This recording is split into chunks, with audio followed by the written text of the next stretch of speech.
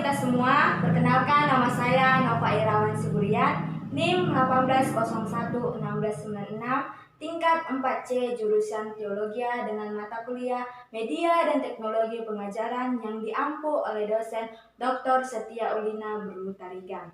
Kali ini saya akan membahas tentang media dan teknologi di dalam gereja. Namun sebelum masuk ke penjelasan apa itu media teknologi di dalam gereja, terlebih dahulu saya akan menjelaskan apa itu teknologi.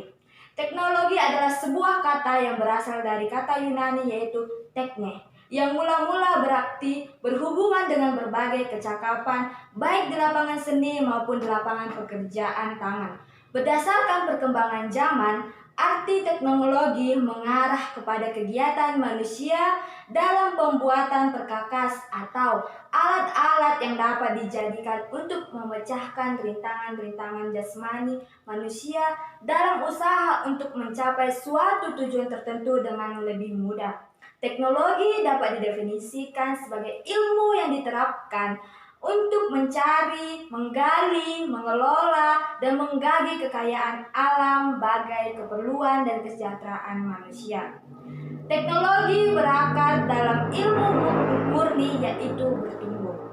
Memang teknologi adalah ilmu terapan, tetapi rasanya lebih baik untuk melihat sebagai ilmu yang diterapkan secara hati-hati dan dengan pertimbangan untuk membantu manusia memecahkan masalah-masalah yang dihadapinya dalam ia berinteraksi dalam lingkungan sekitar. Selanjutnya yaitu teknologi dalam gereja. Teknologi adalah suatu sumber daya di mana gereja harus dengan bijak mengambil peran sebagai penata layanan yang cakap demi terlaksananya pemberitaan amanat agung di era digital. Perkembangan umat Kristen dewasa ini semakin meningkat sejalan dengan meningkatnya pembangunan manusia di Indonesia. Untuk itu, pemerintah telah mencurahkan perhatian pada pembangunan spiritual, termasuk pembinaan hidup beragama. Kini, gereja tidak dapat membatasi mobilitas dan gerak umat, melainkan harus bisa memberikan layanan kepada mereka sehingga mereka selalu merasakan sapaan Allah.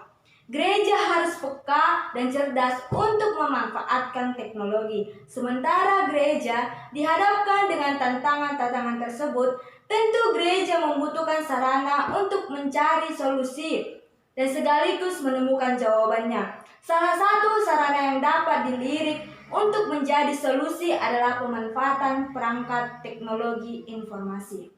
Tidak sedikit umat yang telah memiliki dan familiar dengan teknologi. Mereka bahkan telah menggunakan hampir di setiap kegiatan mereka. Meskipun teknologi informasi masih belum bisa digunakan seluruh orang karena tidak memiliki perangkatnya. Akan tetapi, pada saat ini, perangkat teknologi informasi itu jadi lebih mudah dan harga lebih dapat dijangkau oleh seluruh umat.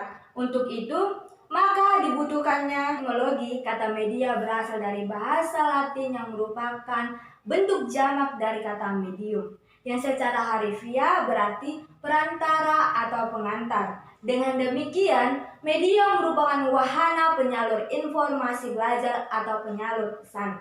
Kedudukan media dalam sistem pembelajaran adalah sebagai alat bantu, alat penyalur pesan, alat bantu penguatan, dan wakil guru dalam menyampaikan informasi secara lebih teliti, jelas, dan menarik, sehingga tercapainya tujuan. Media adalah suatu yang meliputi orang, bahan, peralatan, atau kegiatan yang menciptakan suatu kondisi yang memungkinkan siswa memperoleh pengetahuan, keterampilan, dan juga sikap. Jadi, dalam hal ini, media bukan hanya sebagai alat perantara seperti TV, radio, slide, dan cetakan, tetapi juga meliputi orang atau manusia sebagai sumber belajar ataupun berupa untuk menambahkan pengetahuan dan wawasan, mengubah sikap atau menambah keterampilan. Jadi, televisi, film, video, rekaman audio, radio, gambar dan lain sebagainya, bahan-bahan cetak dan sejenisnya adalah merupakan media.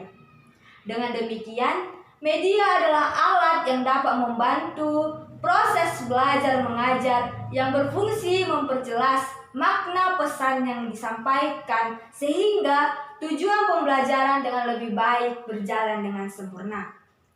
Selanjutnya, prinsip pemilihan media. Prinsip pemilihan media ada 6, yaitu yang pertama, kita harus mengetahui dengan jelas tujuan kita memilih media itu. Yang kedua, pemilihan media harus secara objektif, bukan semata-mata didasarkan atau kesenangan guru atau sekedar sebagai selingan atau hiburan. Pemilihan media itu harus benar-benar didasarkan atas pertimbangan-pertimbangan untuk meningkatkan aktivitas belajar siswa. Yang ketiga yaitu tidak ada suatu media pun dipakai untuk mencapai semua tujuan. Setiap media memiliki kelebihan dan kelemahannya masing-masing. Untuk menggunakan media dalam kegiatan proses belajar mengajar, hendaknya dipilih secara tepat dengan melihat kelebihan dan kekurangan media tersebut agar tercapainya suatu tujuan proses pembelajaran mengajar. Yang keempat yaitu pemilihan media hendaknya disesuaikan dengan metode belajar dan materi pengajaran. Mengingat media merupakan bagian yang integral dalam proses belajar mengajar. Yang kelima, untuk dapat memilih media dengan tepat, guru hendaknya mengenal ciri-ciri dan masing-masing media tersebut. Lalu yang terakhir yaitu pemilihan media hendaknya disesuaikan dengan kondisi fisik lingkungan di sekitar. Gereja dan media. Masih ada gereja yang belum mengetahui dan menguasai penggunaan media komunikasi dengan baik sehingga tidak dimanfaatkan. Masih ada gereja yang menganggap bahwa penggunaan media komunikasi tersebut kurang perlu dalam gereja sehingga tidak dimanfaatkan dengan baik. Di era modern pada saat ini, media mengalami perkembangan yang cukup pesat sehingga yang dapat mempengaruhi setiap lapisan masyarakat tanpa mengenal batas usia. Dalam analisa saya, dengan new media yaitu radio streaming, live streaming, gereja internet, dan juga Facebook, gereja mampu melayani jemaat dengan tidak terbatas jarak dan waktu. Bahkan dampaknya sampai menyebar kepada rekan, keluarga, kerabat, dan sahabat jemaat. Dalam media sosial, ada berbagai macam aplikasi yang cukup terkenal dan di kalangan masyarakat. Contohnya yaitu Facebook, Instagram, WhatsApp, YouTube, Line, dan masih banyak lagi. Melalui aplikasi-aplikasi tersebut, muncullah berbagai macam model pelayanan media digital yang dapat dilakukan oleh gereja sebagai strategi dalam mengkomunikasikan pesan Injil di konteks pada masa kini. Beberapa contoh yang dapat dilakukan oleh gereja guna meningkatkan penata layanan media antara lain yaitu khotbah live streaming, rekaman video khotbah, video kesaksian, dan juga melalui update status. Di samping itu, gereja sudah mengupayakan dalam metode pengajaran yang dilakukan dengan menggunakan berbagai media seperti media visual, audio, dan audiovisual. Hal itu menolong umat untuk semakin mudah memahami pengajaran atau kegiatan yang sedang berlangsung. Demikian pemaparan saya ucapkan terima kasih.